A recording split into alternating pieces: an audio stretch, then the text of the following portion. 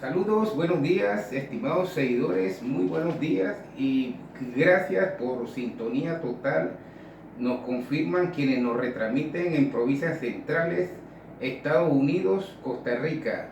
Radio Digital La Tribuna, donde se prohíbe desinformar, distorsionar, calumniar e injuriar la noticia. Así que pues eso no ha distinguido y hemos logrado calar a todas esas audiencias a fin de pues brindar estos análisis y docencia jurídica de todo lo acontecer. Hoy continuamos con el desarrollo del sector agropecuario versus las diversas propuestas presidenciales. Habíamos quedado en que la primera legislación agropecuaria fue la ley 108 de 1974, una ley corte incentivo tributario, crea el CAT, certificado de abono tributario. Ya conoceremos pues la belleza de este documento negociable, cómo fue transferido, en fin. Luego llega ese periodo presidencial, importante señalarlo, del ingeniero presidente de la época, Demetrio Basilio Lacas, solamente legisló en función de tributos. Llega el presidente Eric Arturo del Valle, año 1986, y da un corte de timón radical. No toca los incentivos, sino que dedica un proyecto de ley, la ley 2 de 1986, corte visión agropecuaria. Esto pues ya hemos compartido algunos elementos importantes. Termina este periodo y llega el periodo presidencial del expresidente Guillermo Endara Galimani, y habíamos señalado pues que como él pues de héroe promulga el decreto ejecutivo 64 de 1991, en donde suspende los efectos totales de esa ley 108 de 1974 que crea los certificados de abono tributario. Él sustentaba su promulgación, su decreto, en que allí se compartía y se le presentaron informaciones que evidenciaban irregularidades tanto en el otorgamiento, documentos prácticamente fraudulentos, en fin, y él suspende los efectos de esa ley. Pero ¿qué ocurre, estimados seguidores? Eso ocurre en el año 1990. En el año 1991, el presidente Guillermo Endara restablece los efectos de esta ley 108 que había derogado, suspendido. Lo restablece, y no solamente eso.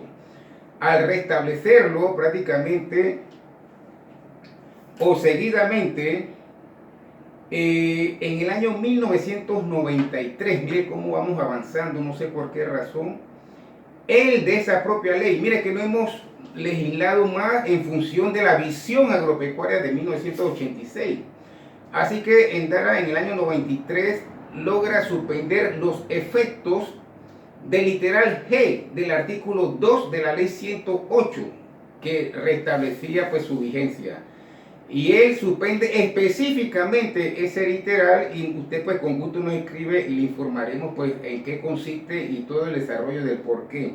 Y seguidamente en el año 1994, a través de un decreto ejecutivo, nuevamente el presidente Guillermo Endara termina su mandato ordenando de que ese literal G del artículo 2 de la ley 108 de 1974 fuera restablecido. Así que todo este comportamiento es lo que ha ocurrido en los diversos periodos presidenciales: Demetrio Basilio Lacas, corte tributario; Eric Arturo del Valle, visión agropecuaria; y Guillermo Endara, que viene a hacer una escalada, una revisión, y termina su mandato de esa manera.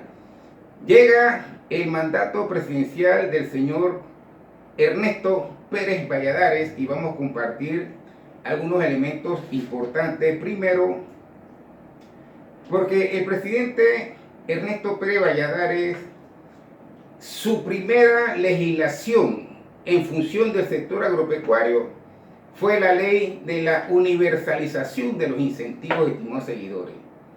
¿Qué significaba en esa época la ley de la universalización de los incentivos? Que hubo un sector que dice, oye, pero existe un incentivo certificado de abono tributario, CAT, pero solamente es para quien exporta. Entonces, este sector, Zona Libre y otros que importan, porque verdaderamente Aduana dice, pues nosotros estamos viendo que sí existe rédito en función de la importación de mercadería, y el doctor Pérez Valladares crea o promulga lo que se conoció en ese momento como la universalización de los incentivos, y abre un marco más amplio para que se beneficien otros sectores en esa época de este documento negociable. Seguidamente, el propio doctor Valladares logra, a través de un decreto ejecutivo, reglamentar, toda vez de que solamente era, o la ley 108 es de corte exportación y no importación. Así que a través de decreto ejecutivo comenzó a modificar, y a eso se dedicó de momento el doctor Ernesto Pérez Valladares, salvo en el año 1999 que crea el Viceministerio de Comercio Exterior. Pero ¿qué ocurre hasta aquí, estimados seguidores, televidentes, seguidores desde Panamá para el mundo? En el año 1997, esto no es que se quedó en el tintero, esto es propio del programa de estudio, porque aquí hay que desarrollar cómo Panamá entra a la comunidad internacional, y fue precisamente el doctor Ernesto Pérez Valladares en el año 1997, a través de la ley 23. Panamá se adhiere al acuerdo de Marrakech, o sea, la ronda de Uruguay 1994, y aquí pues en esta ronda se da lo que es la creación de la Organización Mundial de Comercio. Recuerden pues que existía antes, y aquí hay que hacer un paréntesis, estimados seguidores. Cuando hablamos de agricultura, cuando hablamos de desarrollo, recuerden de que todas las estrategias mundiales están basadas en lo que ocurrió en la última guerra mundial. O sea, esto no es al azar, esto aquí no se está improvisando en el mundo comercial.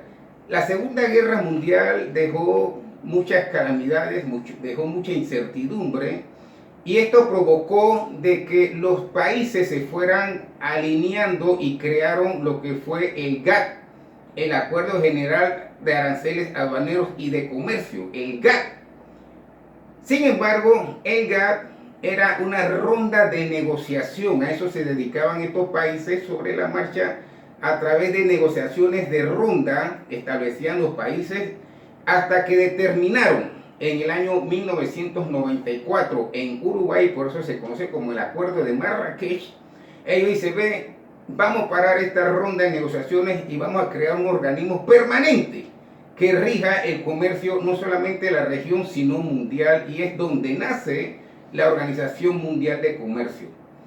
Así que Panamá quedó obligado en el año 1997, artículo 4 de la Constitución Política de Panamá, de acatar las normas de derecho internacional, y se adhiere a la OMC en el año 1997. ¿Y qué ocurre? Esta adhesión obligatoria como Estado miembro abre el panorama y la directrices de lo que es la agricultura en el mundo, y Panamá tiene que acatar los lineamientos. Así que Panamá inicia su vida de desarrollo agropecuario a través de ese momento, copiando modelos internacionales. La Organización Mundial de Comercio, habían países aventajados, así que pues todo eso se fue dando en el año 1997. Mireya Moscoso, entra el mandato de Mireya Moscoso y se encuentra con esta realidad, este compromiso ante la comunidad internacional. Y Mireya, inteligentemente, o por primera vez, por denominarlo de esa manera, porque esto lo reconocen los programas de estudio, por primera vez en Panamá, y vamos a compartirlo, se promulga una ley a favor del sector agropecuario para que cubra gastos en casos de calamidades, en casos de controversia, en casos fortuitos y fuerza mayor. Así que Mireya Moscoso logra la promulgación de esta ley, la ley 24 del año 2001. Es lo primero que hace ella en su mandato. Ve, había problemas. O sea, esta situación del COVID, cuando que tanto se promulga y se dice, no, porque el COVID, Panamá ha pasado ya por circunstancias catastróficas y fue en estos momentos, el año 2001, se promulga la ley 24. Ahora bien, la presidenta Moscoso observa el panorama pasado, los compromisos ante la comunidad internacional y, estimados seguidores, por primera vez en Panamá ya habíamos señalado que la ley de Eric Arturo del Valle la consideramos la ley Visión Agropecuaria.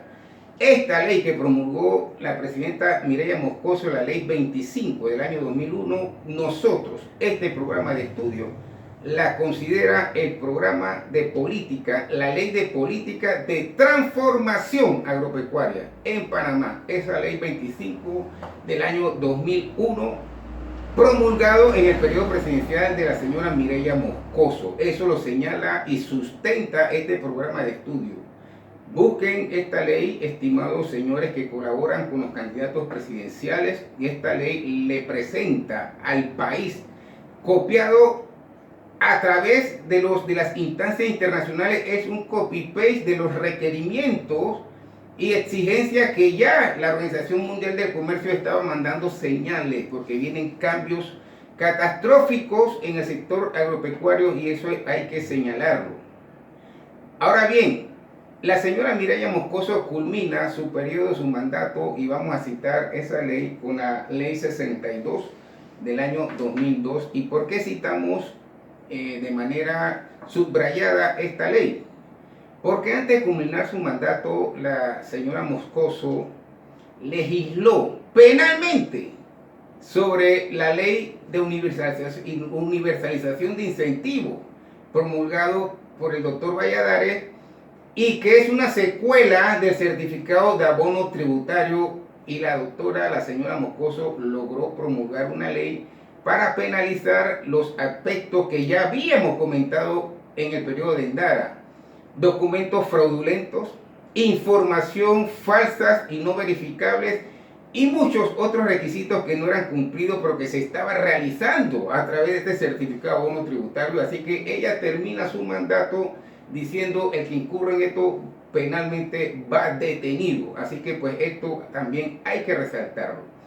Y vamos a culminar el programa hasta hoy, porque el próximo programa va a ser el periodo presidencial del señor Martín Torrijos y Ricardo Martinelli, porque ellos, aquí vamos a presentar cuál es el fenómeno de administración hacia el sector agropecuario, pero respondiendo ya a las obligaciones que emanaban de la Organización Mundial del Comercio.